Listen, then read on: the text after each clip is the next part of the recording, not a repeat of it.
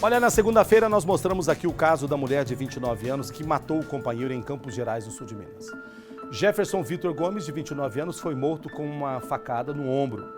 A suspeita alegou para a polícia que havia sido agredida por ele e que agiu para se defender. Ela prestou depoimento na delegacia e foi liberada. Após a reportagem ir ao ar, nossa produção foi procurada pela família do Jefferson, que quis dar o outro lado da história.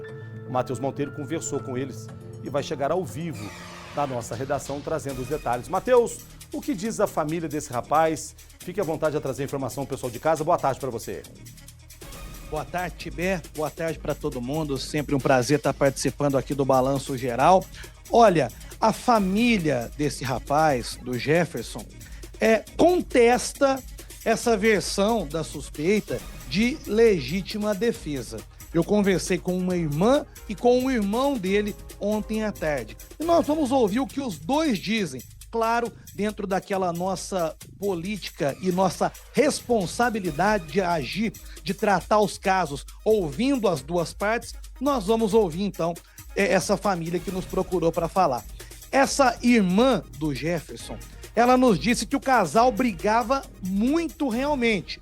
Ela confirma que já tomou conhecimento de que o irmão dela teria agredido a companheira em algumas situações, mas segundo ela, ele também era agredido. É isso que ela nos fala nesse primeiro trecho de entrevista que a gente vai acompanhar agora. Os dois viviam brigando, tipo, você ficava feliz, sim, sem brigar, era pouco tempo, vivia feliz, depois começava as brigas, começava as agressões, quanto do lado dele, quanto do lado dela, porque ela também batia, ela não só apanhava, ela também batia também, entendeu? Se não dá certo, larga. Aí ela falava, mas eu gosto dele, e ele também. Então os dois não ouviam nós. Podia qualquer pessoa falar que não ouvia nós, entendeu?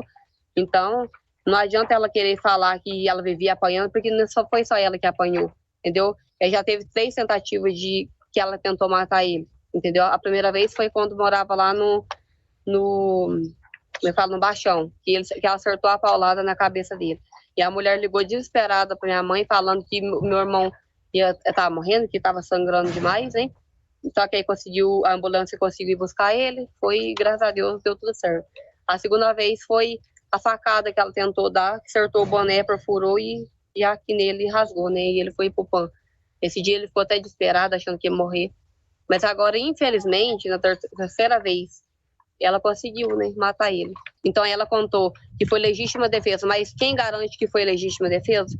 Que estava no escuro, como é que ela ia achar a faca no escuro e ia pegar e acertar nele? Se ela queria realmente, porque várias pessoas falaram que ela queria se defender, mas se ela quisesse se defender, se ela não quisesse matar ele, ela podia ter ferido ele em qualquer lugar para assustar, igual ela falou que queria assustar.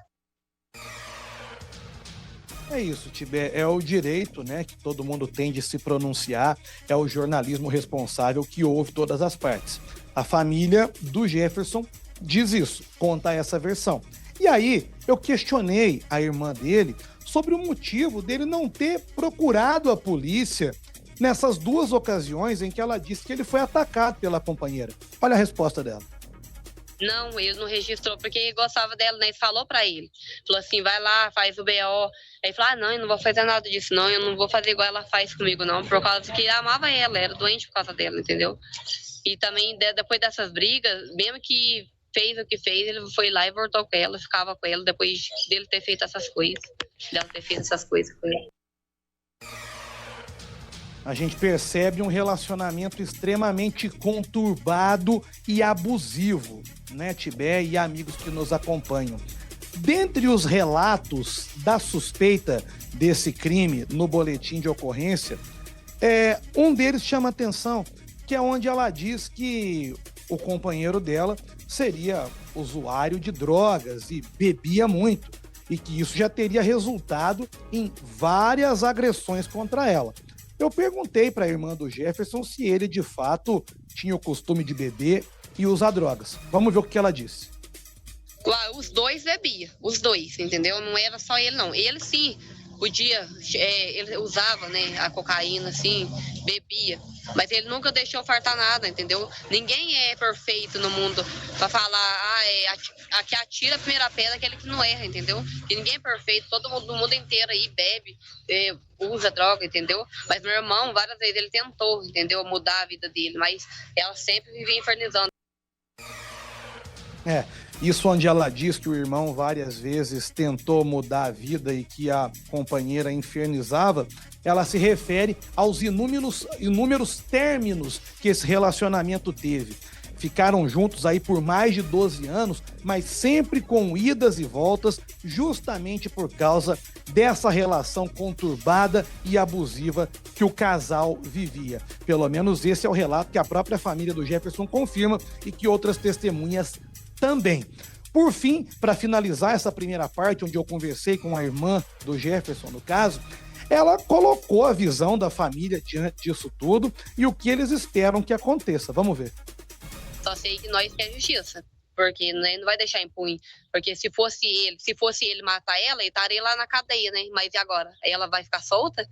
Não é justo, entendeu? Então eu quero que as autoridades, que a perícia, polícia, sei lá, que vê se faz alguma coisa por nós, se revê o caso, né? Só quer justiça.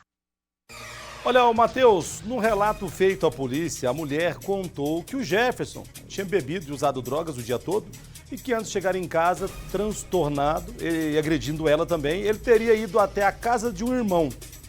Você conversou com esse irmão também? Tem alguma notícia sobre isso?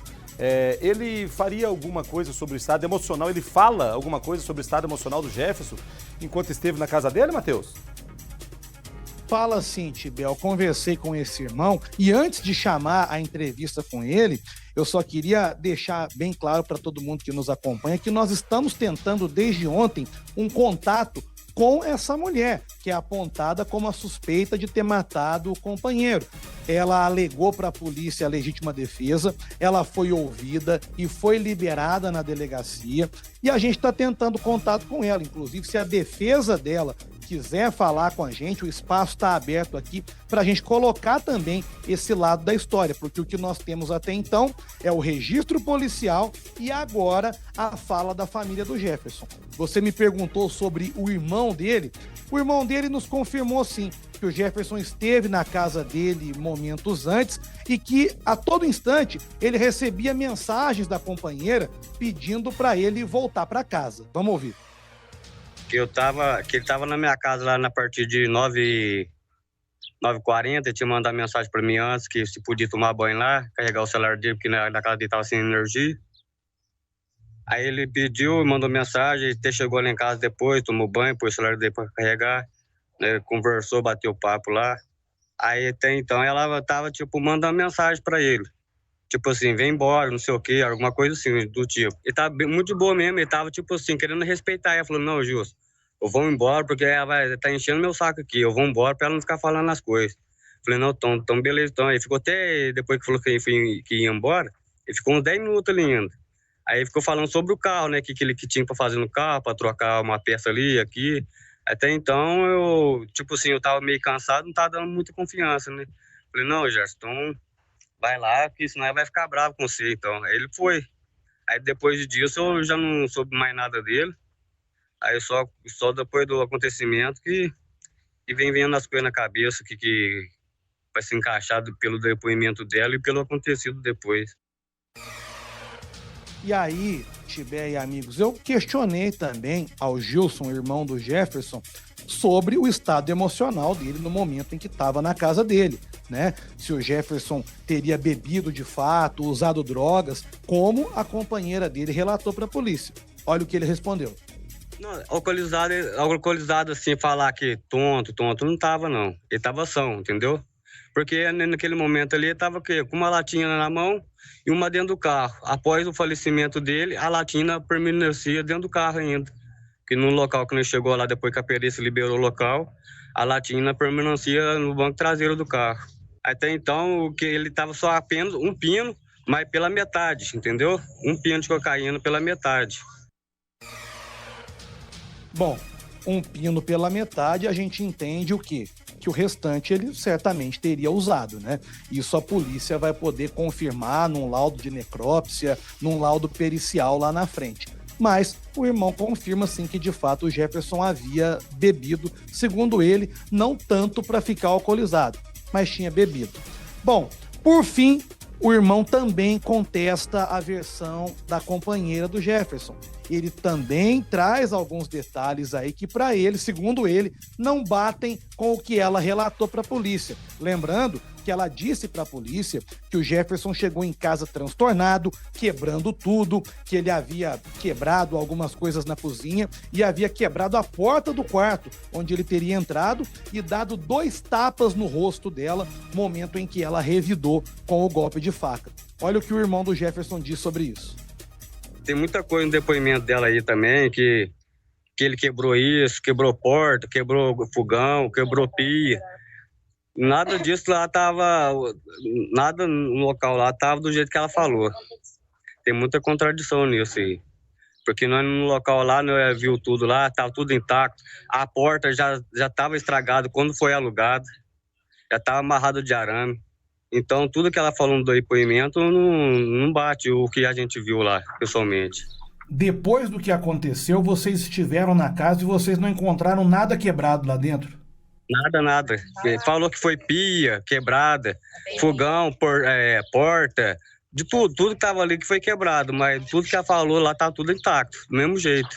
É uma casa bem simples, e tinha alguns móveis velhos, mas isso já era desde o começo deles mesmo, que eles comprou, o que eles podiam comprar. Então, do mesmo jeito que estava lá, ficou. Não tinha nada quebrado. Porque se o fogão tivesse quebrado, por que ela levou? Ela foi lá e buscou o fogão. Se tivesse quebrado, ela não ia buscar. Bom, aí, Tibé, nós fomos solicitados, ouvimos o outro lado da história e agora, como eu disse, deixamos aqui o espaço aberto para que a suspeita possa se manifestar, para que a defesa dela, se quiser, possa entrar em contato com a gente. Nós fizemos contato com a Polícia Civil para saber como está a investigação do caso. Lembrando que a suspeita aguarda esse processo de investigação em liberdade. O que nos foi informado é de que o caso segue em segredo. As investigações são sigilosas e que, neste momento, a Polícia Civil não pode nos passar nenhum detalhe. Tiber. Ô, Matheus, deixa eu falar uma coisa pra vocês aqui, que o pessoal de casa também, um negócio até meio diferente nessa situação. Um amigo meu esteve mês passado em Dubai, você vê meio que é a lei e tem que ser lei no Brasil. Esteve em Dubai e disse o seguinte: em Dubai, se roubar, corta a mão fora, se roubar de novo, corta o pé, e se roubar a terceira vez, toma um tiro, mata. Pronto, é assim que funciona. É a lei lá, o povo querendo ou não querendo, é assim que funciona. No Brasil, a lei é muito clara na situação do relacionamento entre homens e mulheres. O homem que espancou a mulher, bateu na mulher, vai preso pela Maria da Penha e a mulher tem ali uma medida protetiva. O homem que matou, ele não responde só por um assassinato, por homicídio. Ele responde por um feminicídio, porque é a mulher dele. Agora, a gente tem que entender que a lei é dessa forma. Então, os homens têm que entender que não pode brigar, bater, espancar, fazer nada com as mulheres. Neste caso, é o que eu disse no primeiro dia que apareceu aqui na matéria. Essa mulher vai continuar respondendo sim, mas ela tem a moradia fixa, ela tem criança pequena, por isso ela foi ouvida, ela foi liberada, mas ela vai responder por um homicídio. Porém, o que ela disse ao delegado é o que ela estava passando há muito tempo.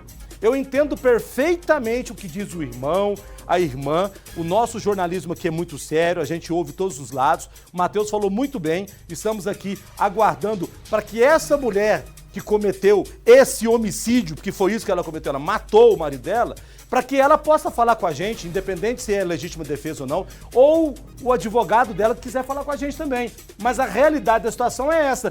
Um casal que tinha uma condição conturbada, chegou no ponto que chegou e, infelizmente, o marido acabou morrendo, Matheus.